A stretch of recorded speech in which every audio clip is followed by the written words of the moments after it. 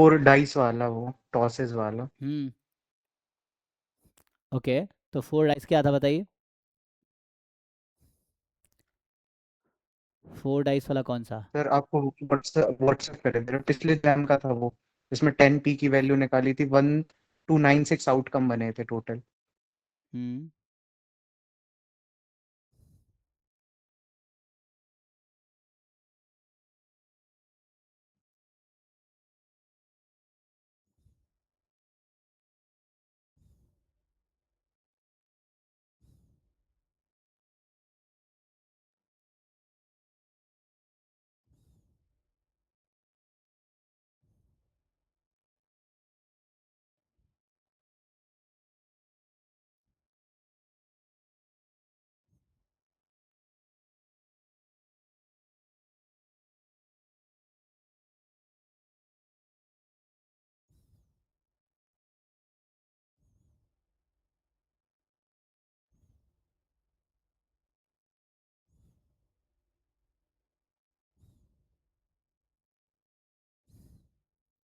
अच्छा, a fair six sided die is rolled 4 times.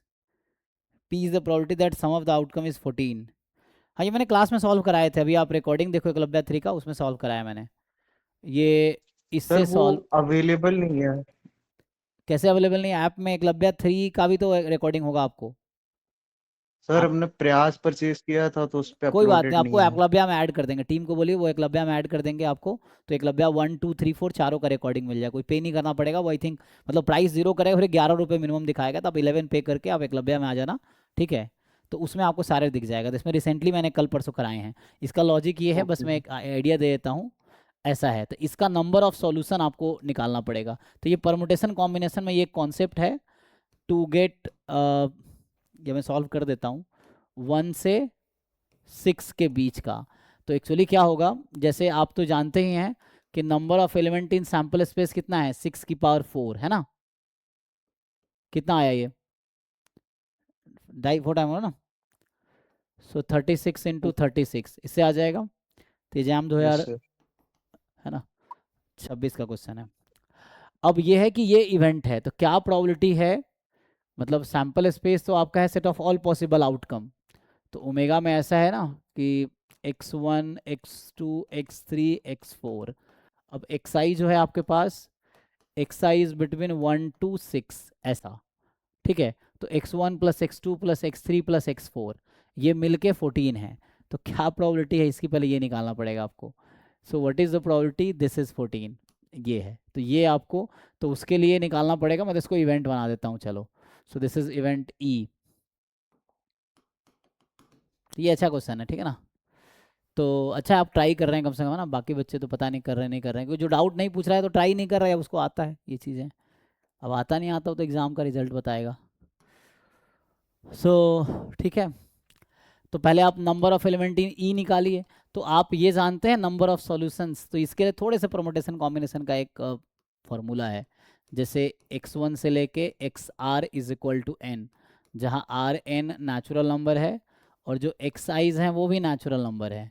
तो इसका फॉर्मूला होता है number of positive integer solution, बिना रिस्ट्रिक्शन के। ये कभी फॉर्मूला पढ़े हो आप? तो number of positive integer solution तो ये आएगा n+r−1 चूज r−1, ये आएगा। इसको यूज़ करना है। तो जैसे अगर इन जनरल टोटल सॉल्यूशन की अगर मैं बात करूं, तो टोटल सॉल्यूशन कितना आ जाएगा? टोटल सॉल्यूशन आ जाएगा इसका, मतलब हम रेस्ट्रिक्शन नहीं ले रहे हैं, बिना रेस्ट्रिक्शन के बता रहा हूँ अभी। जैसे यहाँ पे क्या क्या हो सकता है, 14 लाना है ना, तो ऐसा भी हो सकता है 7 5 1 1, ऐसा भी हो सकता है। तो उन सारे सॉल्यूशन इंक्लूड कर ले, टोटल सॉल्यूशन आएगा आपका। आर है 4, एन है 14। सो 14 + 4 - 1 चूज 4 - 1। ये टोटल नंबर ऑफ सॉल्यूशंस हैं। जैसे मैंने कहा ना कितने सॉल्यूशन पॉसिबल है, फॉर एग्जाम्पल मैंने कहा कि 1157, या हो सकता है 6611। ऐसे कर करके जितने सॉल्यूशन पॉसिबल है सब मिला के इतना आएगा। लेकिन मुझे वो सॉल्यूशन माइनस करना पड़ेगा जो इसके बाहर है। तो सम तो 14 है।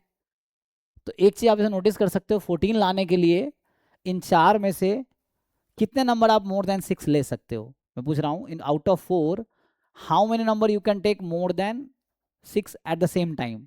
मतलब ऐसा हो सकता है क्या कि मैं 7 7 ले लूँ तो 14 तो यहीं पूरा हो जाएगा, तो इसको तो जीरो ले नहीं एक सकता बस मैं। तो मतलब ये कहने का मतलब इन 4 में कितने नंबर हो सकते हैं जो इसके बाहर होगा आउट ऑफ दिस 4? एक ही हो सकता। एक ही हो सकता है, एटमोस्ट वन हो सकता है, एक भी ना हो, जैसे 5 5 2 2, है ना। Yes sir. तो हम एटमोस्ट वन। तो एटमोस्ट वन हो सकता है जो मोर देन, तो मैं वो केसेस ढूंढ रहा हूं जहां कोई एक नंबर 6 से ज्यादा है, मतलब इसके बाहर है।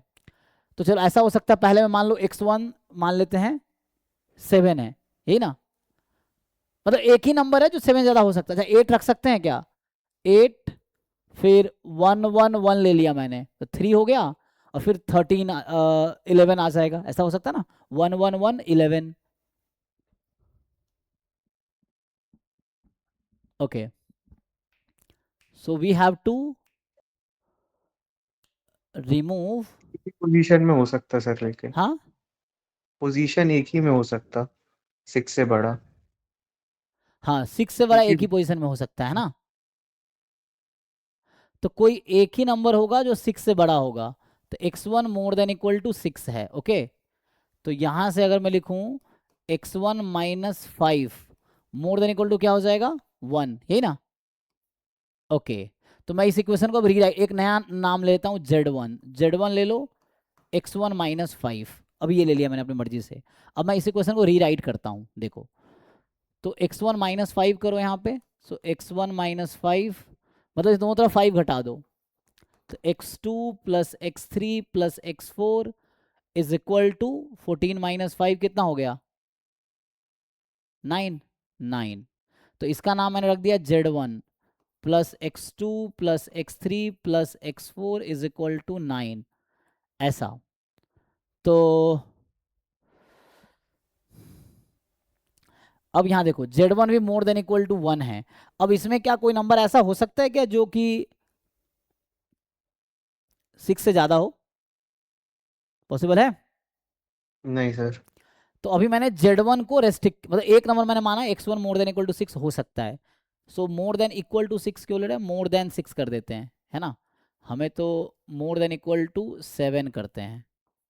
तो एक मिनट, इसमें 6 घटाना चाहिए ना मुझे, क्योंकि हमें प्रॉब्लम कहाँ से शुरू होगी, 7 के बाद शुरू होगी ना, 6 तक तो प्रॉब्लम नहीं होगी।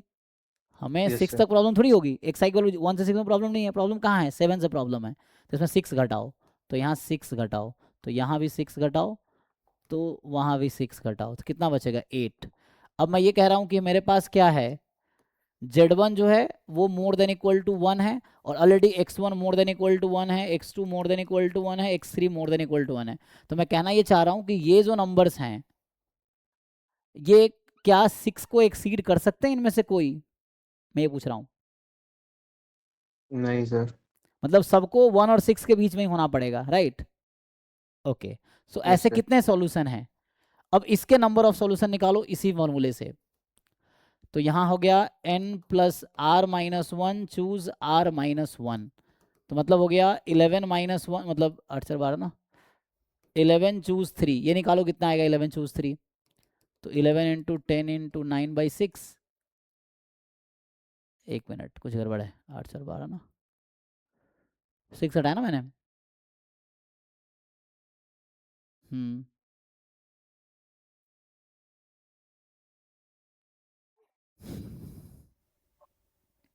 165। 165।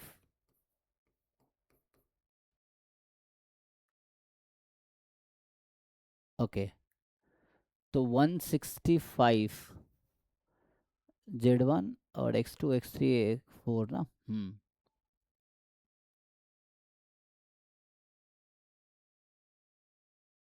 सर इस ट्रांसफॉर्मेशन से हेल्प क्या होगा अपन को? हमने बस ये, मैं ये सॉल्यूशन निकाल रहा हूँ, कितने सॉल्यूशन है एक्स आई जो मोर देन 6 है, मैं वो निकाल रहा हूँ। तो मैं यहाँ से इसको घटाऊंगा, तो 165 अगर आ गया है, तो 165 इंटू, अभी मैंने सिर्फ x1 के लिए काम किया है, राइट। तो यही चीज़ x2 में भी हो सकता है, x3 में भी हो सकता है, क्वेश्चन सही लिखा ना हमने? 4 से मल्टीप्लाई कर दें अगर हाँ तो। 4 से ये कितना होगा निकालो जरा, इसको जरा सॉल्व करो कितना आता है। एक बार पहले इसको सॉल्व करो फिर इसको। ये नंबर कितना आएगा पहले ये बताओ। और वो 6 की पावर 4 कितना है उसको करते हैं।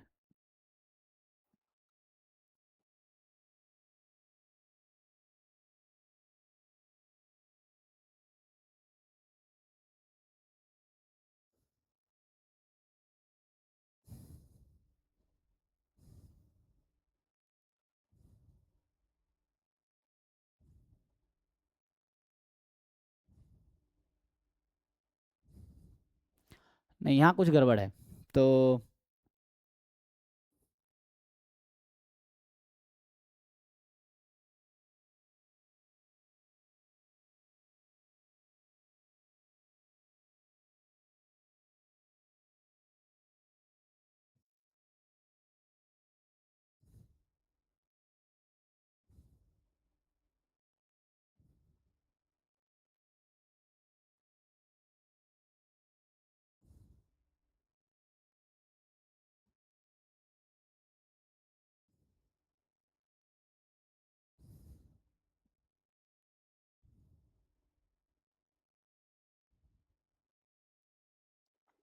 तो यहाँ अच्छा यहाँ एक मिनट, मैंने फॉर्मूला आई थिंक गलत यूज़ किया मैंने, एक मिनट।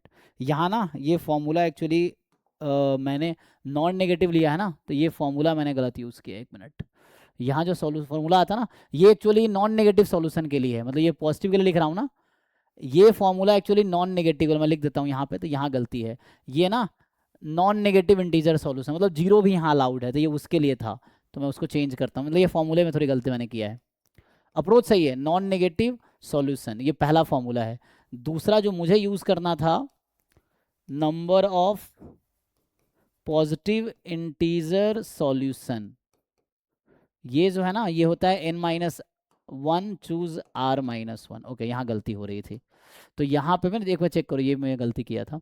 सो यहाँ आ जाएगा टोटल n कितना है 14, 14-1 चूज r-1 ये होगा। और यहाँ फिर मतलब ये इसमें कह रहा हूँ आंसर थोड़ा नेगेटिव कैसे आ रहा है ना, नेगेटिव आ रहा था ना, शायद नेगेटिव आ जाता, मैं भी पता नहीं, बट बहुत लार्ज आ रहा था। तो यहाँ से आ जाएगा इसमें कितने सॉल्यूशन हैं, तो ये पता है क्या निकाल रहा हूँ मैं, कितने सॉल्यूशन हैं जिसमें कोई एक नंबर x1 7 से या 7 से ज़्यादा है, इसके बाहर है, वो निकाल रहा हूँ।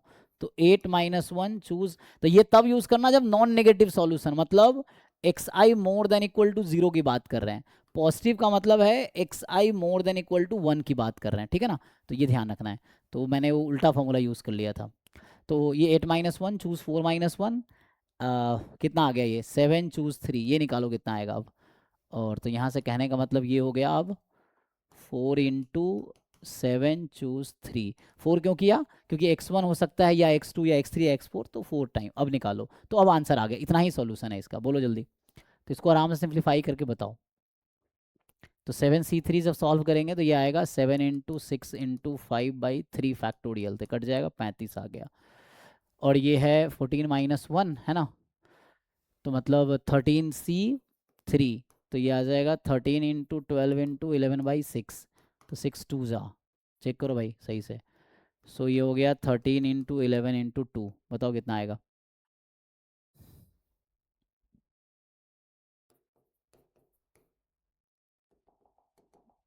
सो 143 × 2, सो 286, ठीक है। 286। सो 286 माइनस, अब 35 को 4 से मल्टीप्लाई करो, ये 35 आया था ना, 4 से मल्टीप्लाई करो 140। 140, तो कितना आया घट के, नहीं 35 2 ज़ा 70, हाँ ठीक है। तो कितना आया 146। 146। तो इसका आंसर आ यस। गया जो प्रॉबिलिटी आपको चाहिए था, probability of event E, number of element in E upon number of element in sample space. तो ई में कितने हैं 146, सैम्पल स्पेस में कितने हैं कितने थे 286, नहीं नहीं सॉरी 6 की पावर 4, ये कितना आएगा 36 एंड 36 कितना होता है, 1296। हाँ 1296, सिंप्लीफाई करो कितना आएगा, तो आ जाएगा ना, कैलकुलेटर से आएगा 0.11, ठीक है। तो ये है, तो ये आंसर है उस क्वेश्चन का। ये जैम 2026 के पेपर का क्वेश्चन है ना, जैम एमएस 2026। तो ये अच्छा क्वेश्चन था, इसके लिए परमुटेशन कॉम्बिनेशन आना चाहिए